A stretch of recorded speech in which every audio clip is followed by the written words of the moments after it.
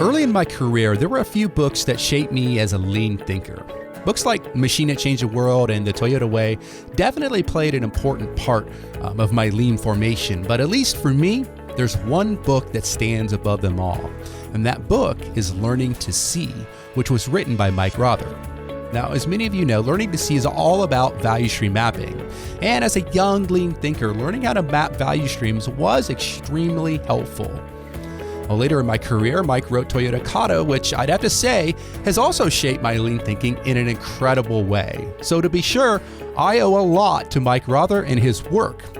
This is why it's been one of my great honors to get to know Mike over the years. And a few weeks ago at the AME conference, Mike approached me with a fun idea. He wanted to interview me about the Kata and the Classroom workshop I conducted for a group of young people. Now, I obviously agreed, so later that day, Mike and I stood at our AME podcast booth and recorded what you're about to hear. Now, we also captured the interview with our 360-degree camera as an experiment to see what we could learn. So come to the show notes page where you'll be able to check that video out. Now, show notes for this episode will be found over at gembapodcast.com. Just look for episode 244. Again, gembapodcast.com and look for episode 244. Okay, enough from me. Let's get to the show. Hi, this is Mike Rother. We're at the big 2018 AME conference, annual conference in San Diego, and I'm here with Ron Pereira, and I want to ask him a few questions about Kata in the classroom. Actually, we may just have a little conversation about Kata in the classroom. Ron, good to see you once again. You too, Mike. Thank you. Yeah. This is weird, being interviewed, but that's cool. Yeah. I thought we should turn the table a little bit. I like it. It's fun. I think, Ron, we've listened to so many interviews by you via Gemba Academy that you've taught all of us, and now we all want to give it a try. So that's what sparked the idea of, I'd like to correction, you've taught all of us, and we were just trying to relay your message a little bit. But But you do the interviews. You're the interviewing man. Okay. So we have definitely learned from you. So Kata in the Classroom is an exercise we designed, I don't know, about 4 years ago. It takes about an hour, and we designed it through K through 12 educators. We saw that we were doing a lot of Toyota Kata work with adults. Changing habits in adults, it is possible, supposedly. But at some point you realize, wow, what if we do this with young people? What if we show this to teachers? So we did come up with this little exercise that's designed to fit into one class period. It's being used by teachers around the world, mostly in the United States, Italy, Germany, and Sweden. We did get, at one point, a request from a company. They said, hey, have you got something that we could use to introduce our people to the improvement kata, kind of the four-step improvement kata pattern, but my people don't like to sit and listen to PowerPoint. You got anything interactive? And I said, well, we've got this Kata in the Classroom exercise, but it's designed for K through 12. The puzzle we use in the exercise says ages 3 and up. We weren't sure it would be something for adults. Well, fast forward, adults love it. You can't get them to stop playing it. So, definitely. So it's no longer just a K through 12 thing. It's used by hundreds of companies around the world just as an introduction to the quick and easy, anyone can run it, introduction to the 4 steps of the improvement kata. What intrigued me a little bit is that you've kind of been following what we've been doing with Kata in the Classroom, and you've actually facilitated one yourself. Can you tell us about that? So I guess it was maybe about a month ago now. I know time flies. It was with actually a group of young people. They were ages 7, I think, was the youngest, and to 13. So it was a range of kids. There were actually, most of these kids are homeschooled. So we met up at the local library, and we had a nice room there. And so I broke them up into, there was 2 teams of 5. There was 10 kids. Right. Oh no, sorry, there was 15 kids. So we had 3 tables. Oh, that's perfect. Yeah. 3 tables of 5. It works best with 3 or more teams. Yep. So I had never done it. I had watched as many videos as I could from your website and downloaded all the materials, downloaded the PowerPoint. I purchased 25 puzzles. I just kind of got ahead of it a little bit. only needed 3 for that day, but I have enough now to run a much larger class, which I plan to do in December, by You the can way. change the world. Yeah, with 25 puzzles. I mean, my goodness. So anyhow, I opened a PowerPoint. I thought, well, let's see what I need to change up here. I'll probably need to find some improvement. I didn't change anything. So you hadn't actually seen it run, is that right? No, I did. You saw it once?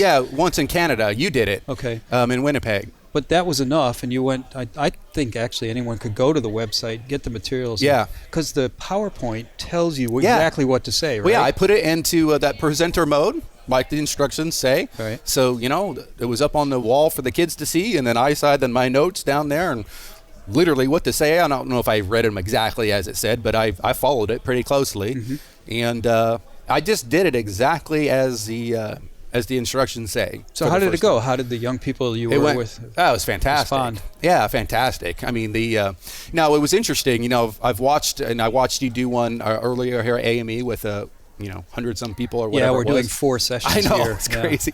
So, and I would say what was interesting with the kids versus the adults. For the kids, at least with this group of kids, they were very competitive with one another. Right. In fact, the boys were at the table and the girls were at a table. Oh, yeah, and they were split that way, huh? And there was they split themselves up. Sure. I wasn't going to tell them where to sit. And then there was another table that had an older boy and then some younger boys. And so those were the 3 teams. And so, the boys wanted to beat the girls and didn't actually work out that way. But that's great. The girls, That's funny. Yeah. So, but yeah, we went through, I think I had 2 hours. I budgeted 2 hours just because we had it at the time. Yeah, that's quite a bit of time. Yeah, it was quite a bit of time. And so we were, right? Definitely. Yeah. And in fact, we didn't take the whole 2 hours. I think we probably took an hour and a half. And I was going at a very, not slow, but, relaxed That's about how clip. long it takes me too. Yeah. Hour 15, hour and a half. Yeah. Teachers are amazing. They can do it in 50 minutes, 60 minutes. Yeah. But they boy. have classroom control that I can only dream of. Yeah. Well, I was telling the boys to be quiet more than I was, teaching an improvement class. Right. So one of the things that's a little bit difficult is that the exercise is building a puzzle and you experiment with building the puzzle. But of course, what we're really trying to teach is a scientific thinking pattern, right? Yeah. And if you're not careful, it's all about the puzzle. Exactly. The students would go home and go, we worked on this puzzle today. Yeah. So any experience with that? Were you able to convey, like we have in the exercise, a poster of the improvement kata pattern goes on the wall. We have a reflection card. They use a form, right, which has them plan and then review their last experiment. Yeah. Plan their experiments and review their last one.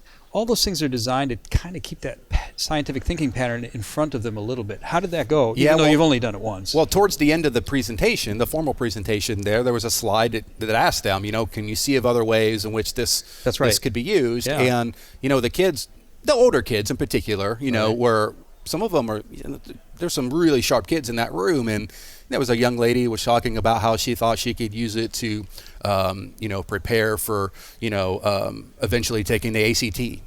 She could see how she could take it. So she made the leap to the pattern you were practicing and applying it to other things. Immediately. Now she was one of the older girls in the room. Okay. Another one was talking about she was a cheerleader, and she's working on her flexibility. Right. And she says she wants to be able to do the splits, and she says that's my challenge. Right. And so she was going to practice, breaking that down into target conditions and obstacles, and those are great examples. And we often tell the teachers to run the exercise again, but not using the puzzle, using something else. Yeah. Lego, or I think you've got an idea with playing cards. Yeah. And the more times you go through the pattern with different content, it's often called interleaving in the education world, more and more students will start to see, we're using the same pattern, this scientific thinking pattern, but we're applying it to different things. Yeah.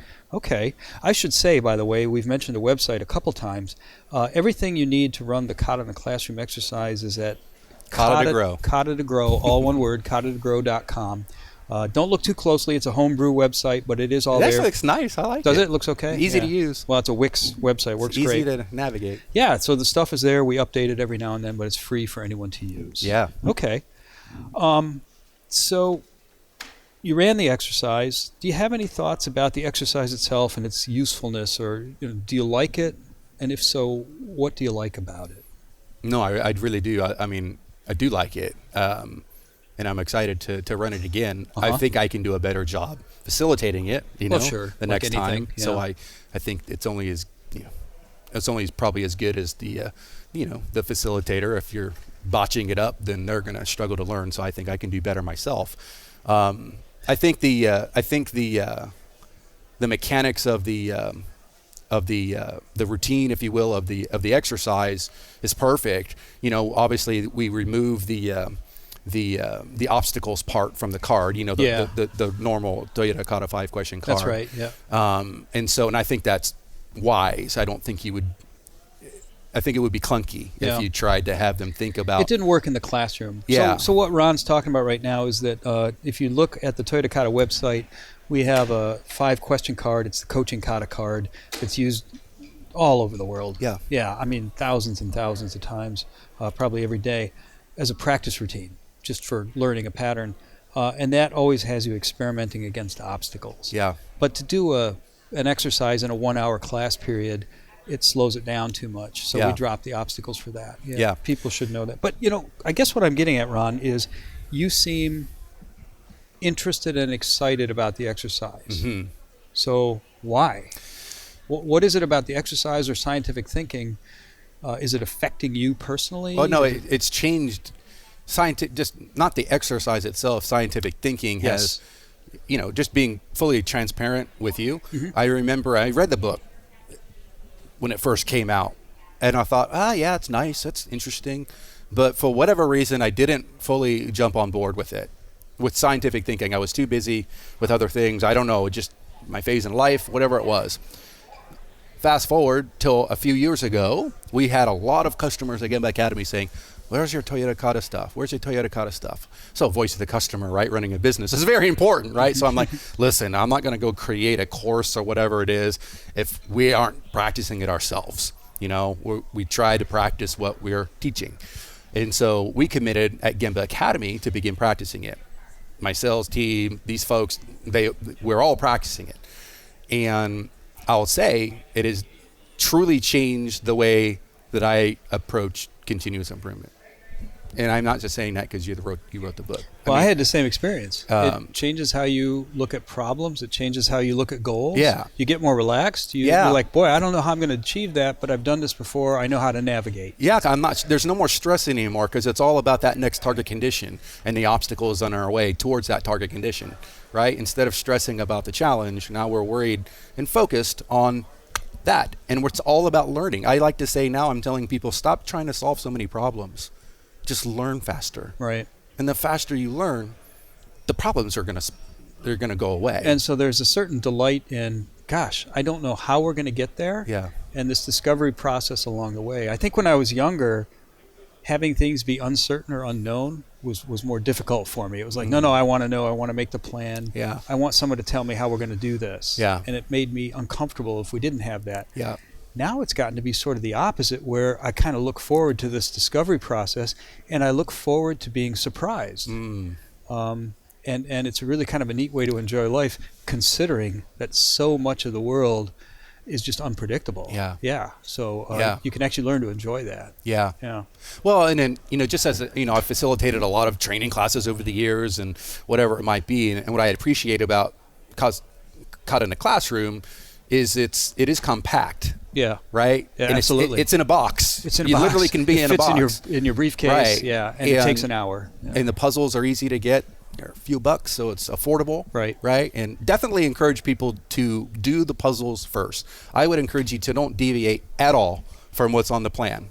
For the first one or two times. Right. Yeah. I have ideas down the road to where I think I might experiment my next time doing it with the folks. I might provide some more, and this is in the instructions, and I didn't follow these instructions, some masking tape or maybe some cardboard, some scissors, some things like that. I think that might help with the experimentation side. The kids, they had nothing. they had the puzzle in their brains, and it was good. And they still experimented, standing up, sitting down. Right. You work on the bottom, I'll work on the top. Yep. So that was beautiful, Okay. what they were doing. But I think if I could have had them, maybe just a few more things to experiment with, perhaps the experiments would have been even richer, and the learning would have been even greater. So I think it's like any kata, you practice it once or twice or at the beginning kind of exactly the way it's designed. And once you've internalized that, you Yeah. can build on that any way you like. Yep. That's really true. We should shout out at this point to Ravensburger Games, which is Yeah. the company that makes the puzzle. Yeah. Funny story, we contacted them because we could not find a simple 15-piece puzzle. If you use too many piece puzzles, it takes too long. Yeah. Yeah. So we have this simple 15-piece puzzle, but it wasn't available nationwide. So we called them up and we said, hey, would you be willing to make this puzzle available on Amazon? And they told us to go away, that kind of thing. So we sent them pictures of K through 12 students. We kind of played it up a little bit and said, here are some students in class using your puzzle to practice scientific thinking. We got an email from them the next day. They said, we're going to make it available on our website. And they offer a 40% discount on the puzzle to any educator. Yeah. And the code for the discount is at the kata2grow.com website. So shout out to Ravensburger for the support. And they're great puzzles. They're very high quality. yeah, they last a long time. Well, they're German, stuff lasts. It's the BMW of Yeah. 3 and up puzzles. Yeah. And I should add, nobody's making any money. Maybe Ravensburger is, we don't know, but none of that passes through us. So everything you get on the website is free, and the puzzle is from Ravensburger. So I guess in closing, I just have a question about a suggestion. You kind of already made a suggestion in saying just do the exercise once or twice as designed, and then evolve it however you like, whether you want to use the puzzle some more, use playing cards. Yeah. We do have the instructions for using playing cards once you've done it a couple times. Yeah, Melissa Perry, I think? Melissa Perry, Yeah. our colleague, Yeah. who has a new book out, by the way. What's the book? I've not read it. But we'll put it in. Something Trap. Okay. Yeah, you got to we'll read find it. If Melissa wrote a book, you got to read it. Anyway, we can also get those instructions online or something so people can use them if they want.